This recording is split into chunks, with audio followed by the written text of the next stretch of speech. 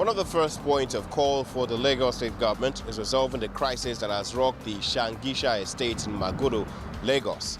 The state governor invited all parties to the state secretariat to find the lasting solution to the problem that has lasted for several decades now.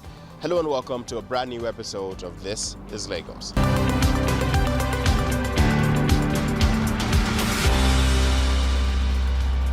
The Lagos State government has said it will relocate the available land properties within the Magodo Shangisha community in order to properly compensate the Supreme Court validated original landowners of the estate. The state governor, Sanwo-Olu, meeting with residents of the estate and the Supreme Court judgment creditors, said it is imperative to be fair to all parties as all have a fair stake on the line. The governor noted that the Office of the Surveyor General will assess all lands around Shangisha and Magodo Estate to determine where to be allocated and find suitable lands elsewhere to allocate for the creditors if need be. I'm happy to inform everyone of the press that the issues have been well laid out. We are not in any disagreement or misconception around the fact that yes, there's a Supreme Court judgment. There's a judgment that says Lagos State government should give 549 plots to the Shangisha Landlord Association, and so all of that can be taken in context, and it will result that the committee that the state government had set up before now should get to work immediately. Immediately meaning Friday, they would be working with all the stakeholders and identifying available plots of land around the Shangisha area. Drones will be flown, surveys will be made, and available plots will be identified. In the event that there are identified plots, applications made timely, and what additional plots, if you don't have the right number there, will also be identified at agreeable, mutually agreeable location with other stakeholders. And the government will also review the list of all of the allottees, 549 of them, and we will ensure that the injustice that the Resident Association, the Shangisha Resident Association had in the past 38 years, that we will offer immediate restitution and give them their plots.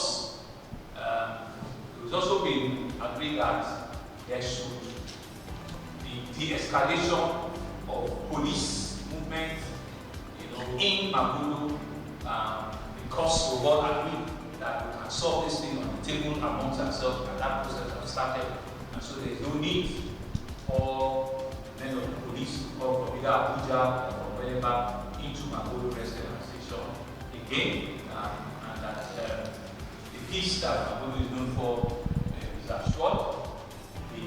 The Shangisha Resident Association, Landlord Association that went to court also been assured that in no distant future allocations and plots of land will be given to them, once the full determination of all the areas have been fashioned out, and we'll all be reporting and working transparently, to ensure that fairness, equity, justice is played out, and we ensure at the end of the day that we have a win-win situation. Stakeholders will win, and so will be happy, residents will be happy, and government will have been seen to have done what is fair, what is just, and what is equitable. Reacting, the Supreme Court judgment creditors said it is not enough for the government to make promises, as that might be a problem in the future. Demand is the remaining land there should be given to Shangisha Landlord Association. The rest will be they will pay on ratification. We are not going to move on to another place because these people, you don't know under the pretext, they have collected another land from some people. When they put us there, that's why I rejected another relocation.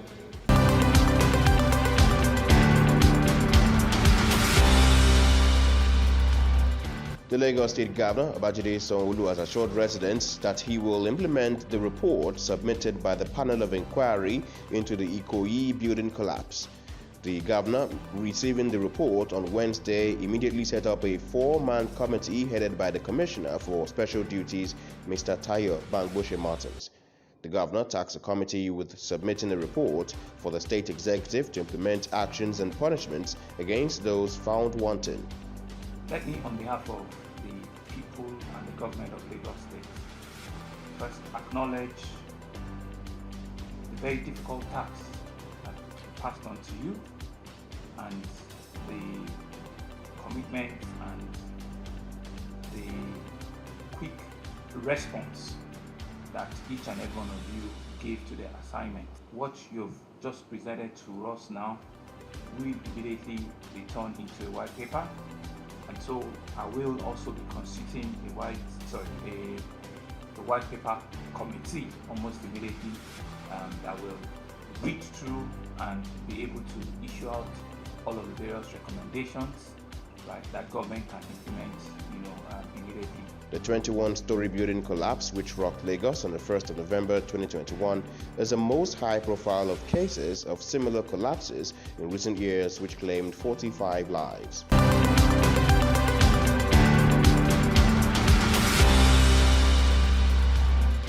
The Lagos State Governor officially flagged off the Armed Forces Remembrance Day at the State House, Alausa, ahead of the January 15, 2022 commemoration of the day. The governor, who also donated 50 million to the state chapter of the Nigerian Legion during the appeal fund and launching of the year 2022 Armed Forces Remembrance Day emblem in Ikeja, expresses administration's commitment to empower widows of fallen heroes. He therefore directed the Ministry of Women Affairs and Poverty Alleviation, WAPA, to work with the office of the Lagos State chapter of the Nigerian Legion to identify persons the states can give empowerment and support to within the first quarter of this year. Every year we set out to remember our fallen heroes, men and women that have served the country meritoriously, especially on the war front, that have paid the supreme price while serving the nation. And it's customary that on the 15th of every January we remember them, and to be able to offer some succor, especially to the families of the fallen heroes, the widows and the widowers, who will continue to ask God for protection, especially for their families.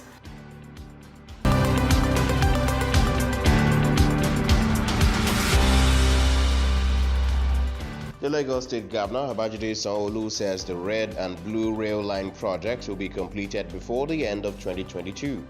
The governor made this known while on an inspection tour of the progress of work along both rails. I'm happy to report that the construction are going on according to schedule.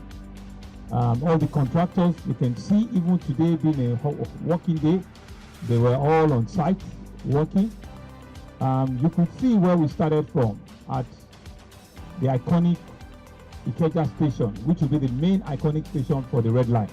It's almost the same size of Marina, which is going to be almost 200 meters train concourse. We're able to see that the last time they were just at foundation level, and now we've seen that they are now on the second floor, which is one before they get to the penultimate, which is when they'll get to the third floor, which is the final floor. So you can see that the roadworks at Ikeja is going on well.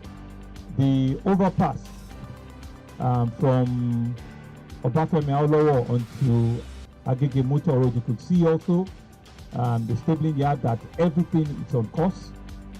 We're hoping that They will even finish, especially the bridge component, slightly ahead of schedule because of the traffic impact that it has for motorists in that corridor.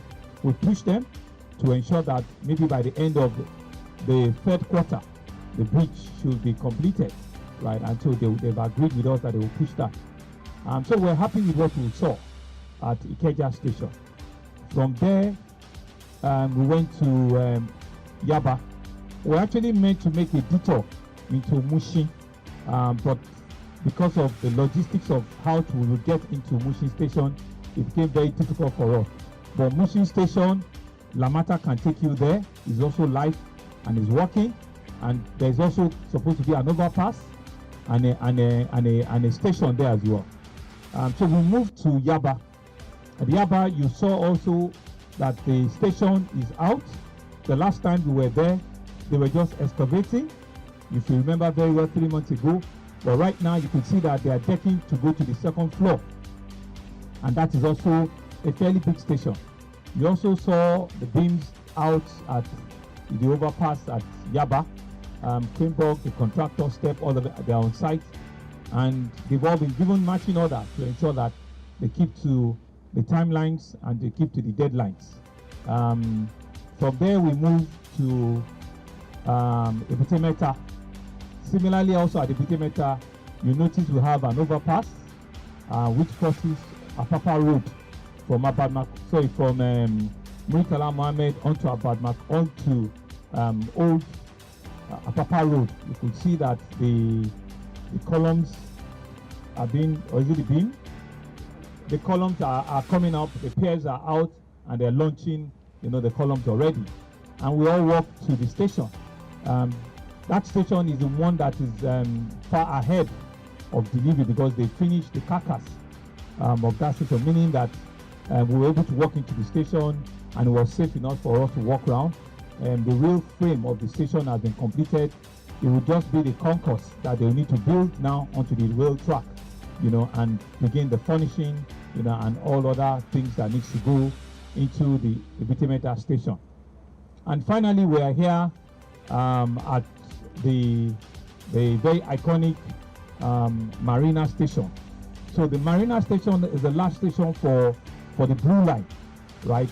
If you were coming down from the Eko Bridge, you also realize that the piers and the sea crossing, the final piers that we need to do for the sea crossing, the constructions are almost out, right? And they have assured us that they will finish it within the next 1 to 2 months. What you see here is that all of the beams that are meant to be launched, they've all been cast, they've all been precast, right? And they've all been installed, over 200 of them. So once we start launching, they can finish all of the launching within 6 weeks to 8 weeks. All of them have been precast, and they're all being kept, by the National Arts Theatre, construction site. So they're all there. So don't worry if they don't have all of the launching there, they've all been cast. So at the Marina Station, you can see that it's going to be the most iconic. It's extended over 200 meters and is an elevated station, right? They're on track. We're believing that one more floor is what is needed before they do a full wrap of the station. So what it means, gentlemen of the press, is that our promise on the blue and the red line are still on course. We're believing that with the contractors coming on a quarterly basis now, on a quarterly basis, come and supervise them, we'll ensure that before the end of this year, we'll see the trains on top of these tracks. That's our commitment, and we'll begin to monitor and check ourselves. It's a very, very, very iconic, landmark project that we're truly proud of. Governor Sanwo-Olu also indicated that the state government is looking to relocate the Yaba market in order to create access for motorists connecting with the train tracks. Well, so you cannot have open markets in a train station. So that's why I mentioned to them that you can see that we're trying to improve the quality of life of all of our citizens. So there's a plan also. We're working with them to see where we can relocate them around the Yaba community. You remember very well that there were some houses we wanted to take, but the families, refused. So we're still in conversation with some land around the Yaba market, so that we can pay compensation and rebuild something for them. But there are also still stalls. There are stalls inside Petroso market. There are stalls inside the Yaba main market. And part of the things we need to encourage them in is to go inside the market as against selling on the rail track. As against selling on the rail track. So we will also ensure that the market board and everything will bring all of them together and see how we solve, the problem for them. But the market itself cannot stop development and cannot stop, the traffic solution that we're trying to ensure that we put an end to. The whole idea about a train station is that you must drive traffic so that you can have the passenger throughputs, onto a train station. You must be an aggregate of vehicular and passenger movement to get onto a train station. A train station is not like your regular bus stop. But one of the architecture that you see in the design is that there has to be contiguous bus stations close by, so that as buses are dropping passengers, right, they also have a plan to either hop in and hop off. As they're hopping in on the train will not take them internally. If you talk of Odunade, you talk of Alaba, people are not living at the bus stop. People are actually living interland. So the whole idea of integrating with the bus stop is that you now have the last mile buses, you have the smaller buses that will now take people into Amukoko, into Orile, into where people truly really lives. So it's a full integrated thing, right? And it has to be done in phases, right?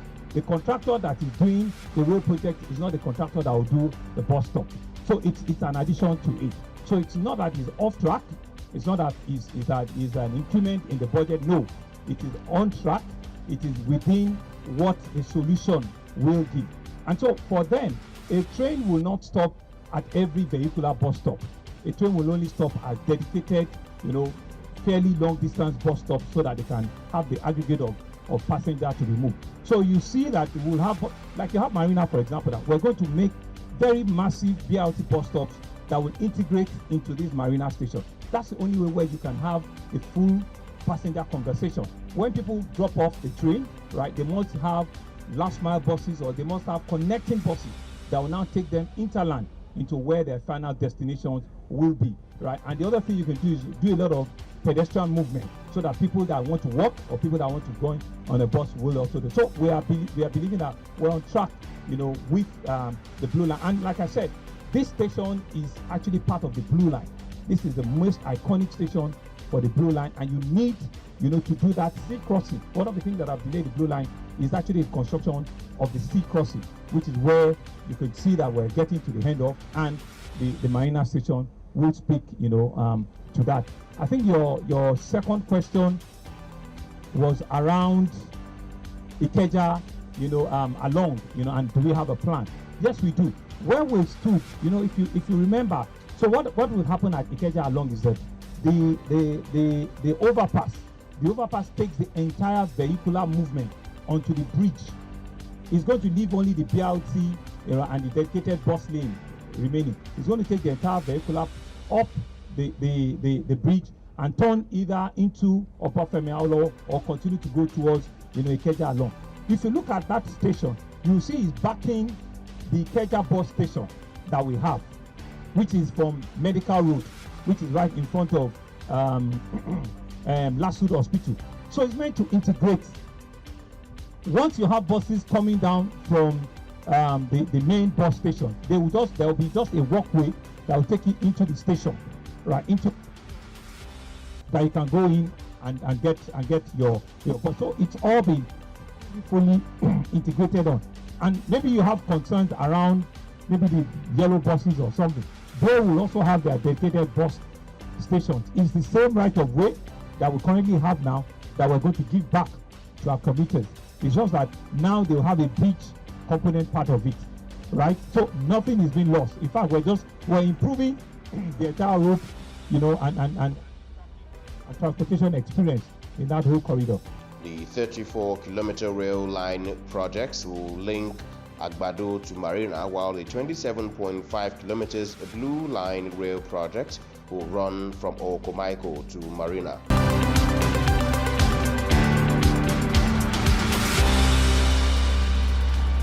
The sovereignty of Nigeria has been preserved by members of the armed forces who have given their time and, in some cases, their lives to preserve the Nigerian state.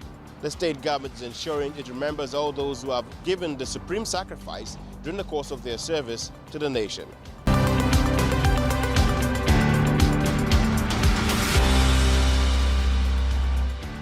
The Lagos State Governor, Sanwo-Olu, has assured his administration will continue to support the activities of all arms of the Nigerian military in order to sustain the synergy and security the state has enjoyed. The governor, speaking at a special Thanksgiving service ahead of the Armed Forces Remembrance Day, noted the critical role the armed forces play in preserving the nation-state in the face of internal and external aggression.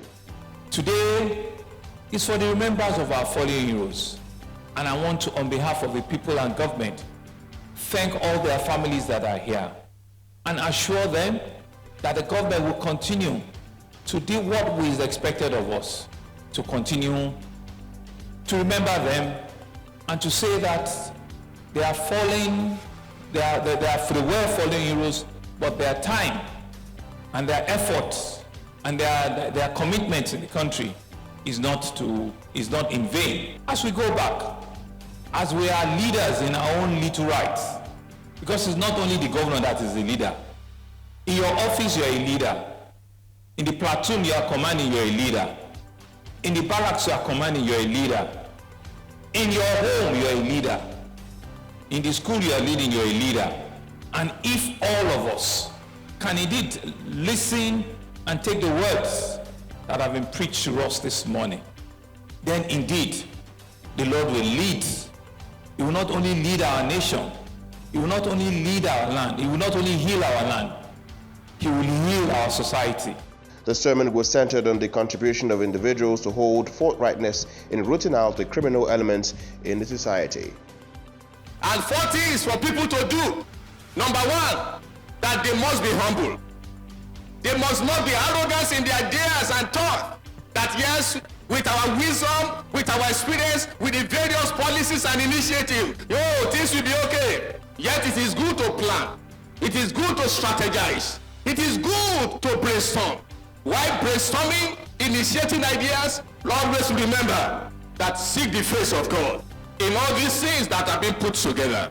And number 4, in that verse, is that we must turn from our wicked ways.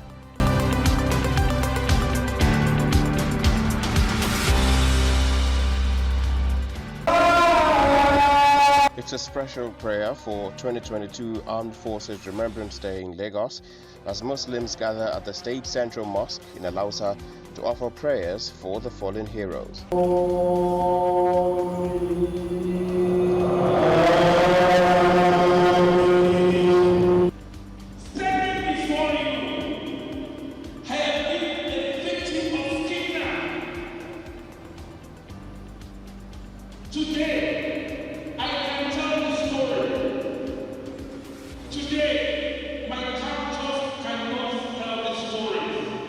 Speaking afterwards, representatives of the Nigerian military call for more attention for dependents who have lost their breadwinners to the war. We have widows, teens widows. We have some in their 20s, with children all over. You need to visit the Northeast. Each barrack you visit in this country has a team of widows all over. Husbands have died, some missing in action, from officers to men within the barracks. I am begging you to please contribute to support them.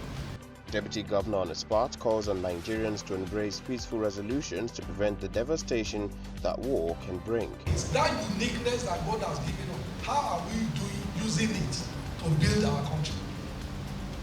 And whether we like it or not, if we don't build it, all of us will suffer. Senior advocate is looking at me. All of them are looking at me. And their children are all over the world. So when you grow old, 85, 86, who will you call?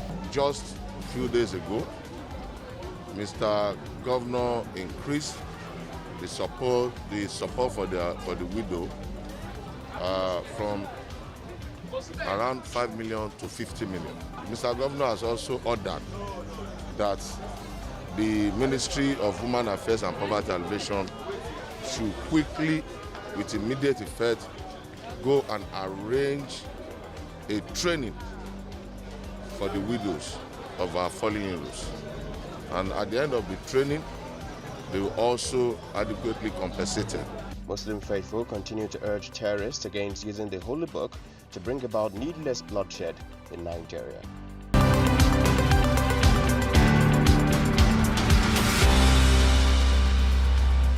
The Lagos State government will hope to continue to work collaboratively with all members of the state security architecture.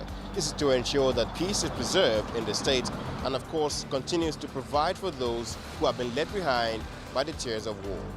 That completes our episode for this week. Until next time, I am Wilson Amoni, and this is Lagos.